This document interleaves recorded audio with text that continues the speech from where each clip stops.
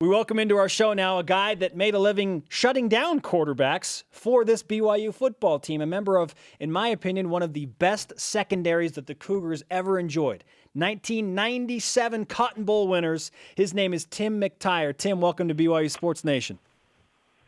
How y'all doing? We are fantastic. Doing good. I want to set this up with the fact that I had a poster of Tim McTyer in my room when I was growing up, high school years, of Tim sitting in front of these tires, and it it was classic 90s football. But Tim, can you talk us through that photo shoot that had you sitting in front of these huge tires as a BYU defensive football star? Yeah, we're breaking in and out here, but I kind of heard you. They came to me and said that they were going to do that shoot and, what they wanted to do and have the guy in the tire. And, the guy in the tire was supposed to represent San Diego State guy or whatnot. He was in red. And I thought it was sweet because of the tires, and my name was McTyer, and, the whole steel built okay. it. And, they had the Hercules sign behind it and everything. I thought it was sweet, Tim, I'm looking at this picture now, and I could just see, when we talked about this earlier this morning, how big your shoulder pads were and how just small the DBs are now, as far as corners. And so what I was saying was, DBs, as far as safeties and free safeties, strong safeties, they hit. They have to hit. Corners, right.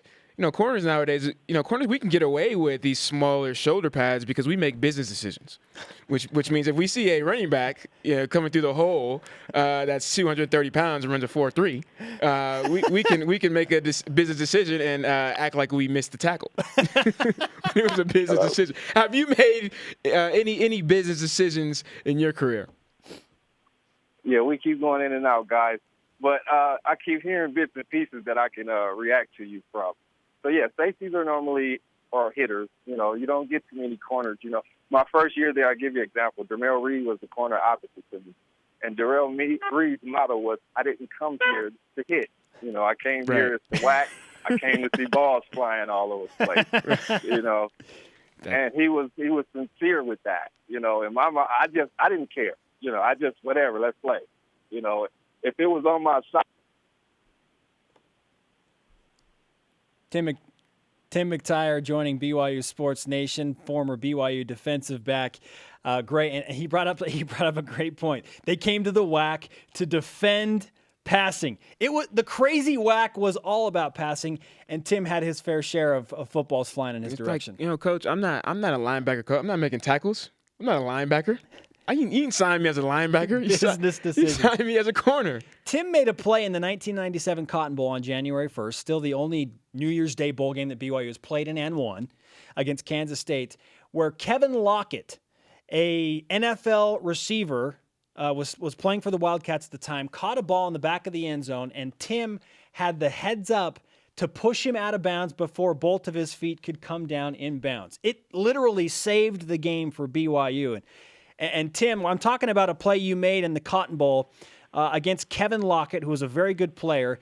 He caught the ball in the back of the end zone, but you pushed him out of the back of the end zone. Your defense was very talented back then. Do you remember that play in the Cotton Bowl? I do remember that play because I was beat. And I call that that was my shoot turn. Because I thought that, I thought something different. I thought I had the back covered, and I thought he was going to throw it shorter. But as he didn't throw that, and I seen him hold it, I'm like, oh, man. So my instinct was just to turn around. And the college rule for an instant, crept in my mind, like, he don't need one foot. Like, so the only thing I could do was push at that moment and hope that the momentum of both of us and where the ball was thrown pushed him out, and it worked. That was beat. We also saw you had an interception in the Cotton Bowl. I want to ask you, what made this team in 1996 defensively so special? You look at the pass efficiency rating of that team, and it was really good. Why were you and Omar Morgan and your buddies such a good defensive unit in the pass defense? I think first off, I think we had a great coach. Coach Mitchell allowed us the comfort to go out and make mistakes full speed. He held us accountable for each other. Therefore, we were the captains. We yelled at each other. We got mad at each other. And we had a cohesive unit. Omar came in and fit good. Chris Ellison came in and he fit well. But we had returners, Jason Walker, Lane Hale, Ben Cook. We had a bunch of guys that were there, and we took beatings together. And, regardless of where we were from, we hung out genuinely, and we had fun together, and we talked, Tim McTyer from Los Angeles, defensive back for BYU in 1995 and 96, joining BYU Sports Nation, also played several years in the NFL. Tim, it's great to have you on the show. And BYU football, they've gone through this transition where the offense is no longer throwing the ball pass happy, but there's been this emphasis with Bronco Mendenhall, the new coach, on the defense and how good the secondary has been. From what you've seen from BYU over the years and this transition in college football, what's allowing secondaries to put up good numbers even with these pass-happy attacks flying up all over the country? Pass-happy attacks flying all over the country. More opportunities. Right, there's more opportunities. And, that's what also made us good as defenders. Our offense always put us in a position to where we knew guys had to pass in order to win. So we were prepared for that, what we call garbage time. They have to throw the ball. Yeah. For me, my garbage time was different of my mentality. Garbage time for me was all knockout shots. I was looking for the one big pass. I wasn't looking for the interception. Other guys were. Eddie Sampson, he was the interception guy, but he still had a hitter's mentality. When I first got there, Jamie Cook had a hitter's mentality. So I think since I arrived at BYU, there has been one guy, if that was me, that had that hitter's mentality. And even going down to the linebackers, Shea Muirbrook and Rob Morris, we had that hitter's mentality.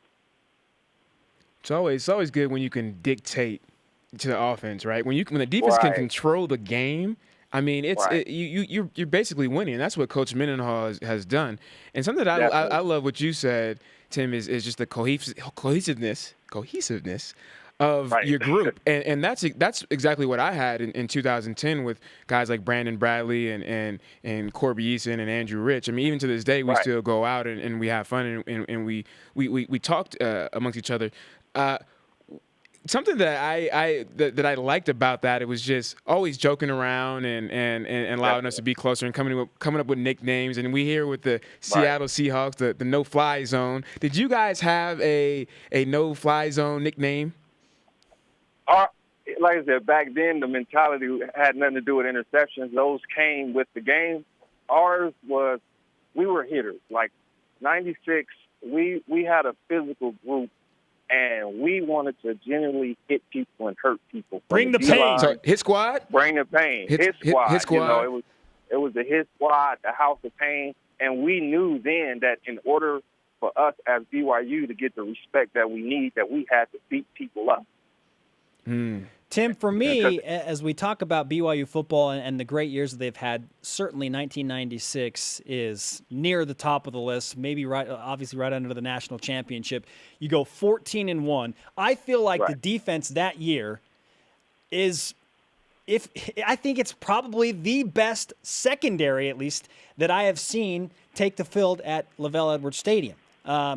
Would you agree with that? I mean, I know you played on that team, but what do you think about that assessment? It's hard being partial that I played, but I would have to say yes, because for one, it's me.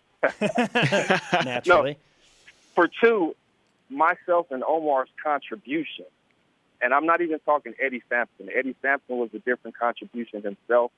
So was Jason Walker. But myself and Omar, in 96, I had 17 pass breakups.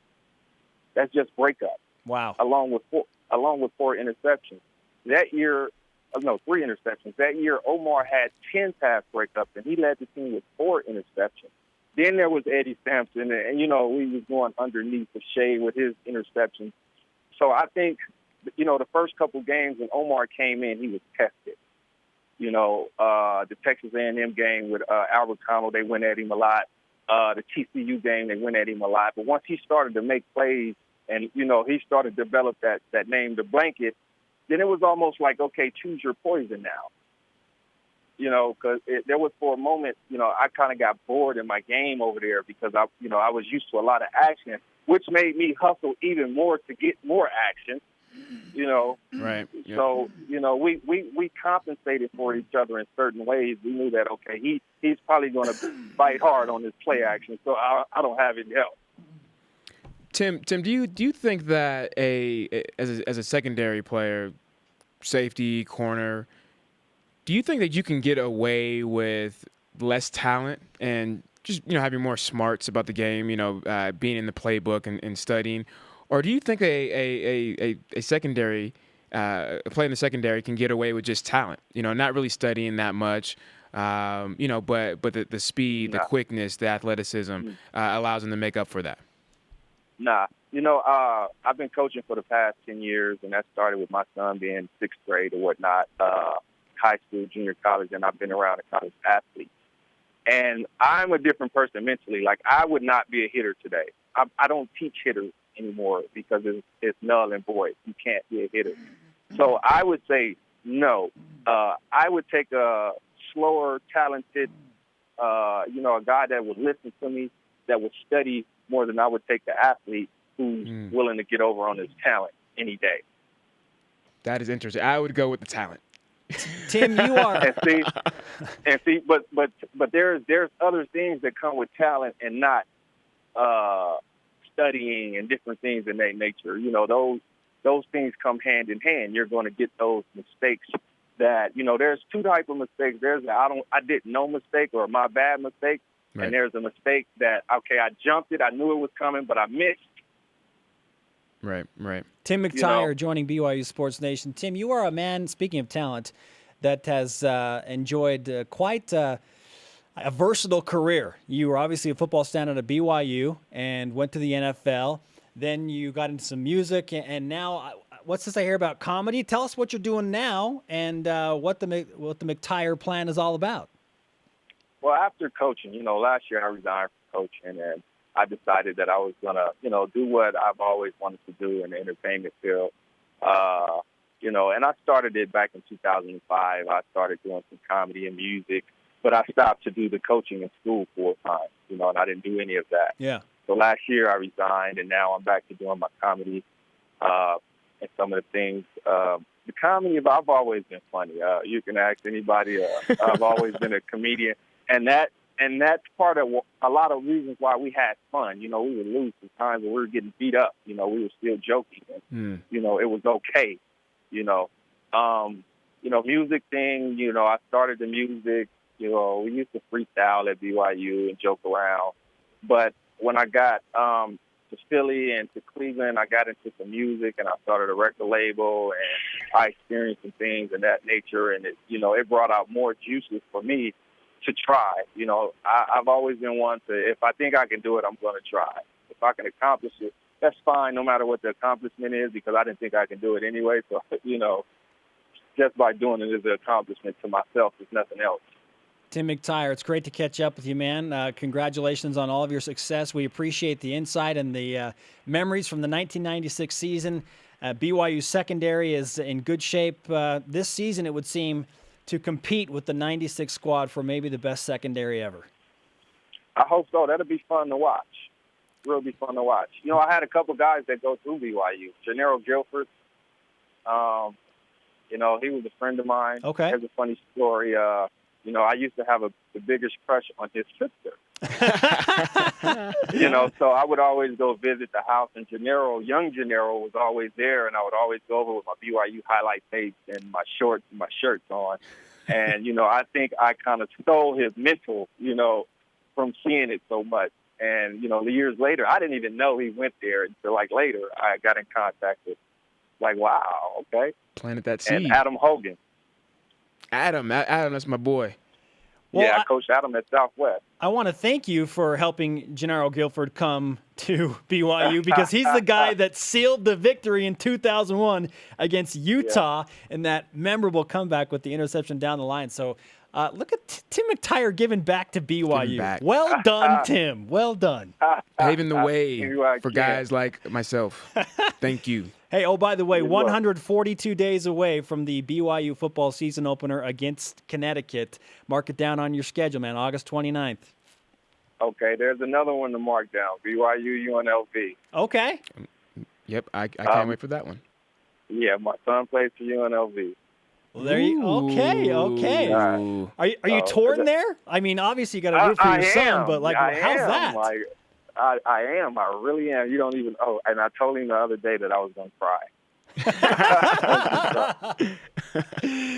Oh, And he that's laughed at me. fantastic. That is great stuff. BYU UNLV. So we'll mark that down as well. right. I take it you're going to be at the game, Oh, most definitely. and we will look for you and catch up with you then. All right, guys. I appreciate it. Hey Tim, All right, all the thanks, best Tim. to you.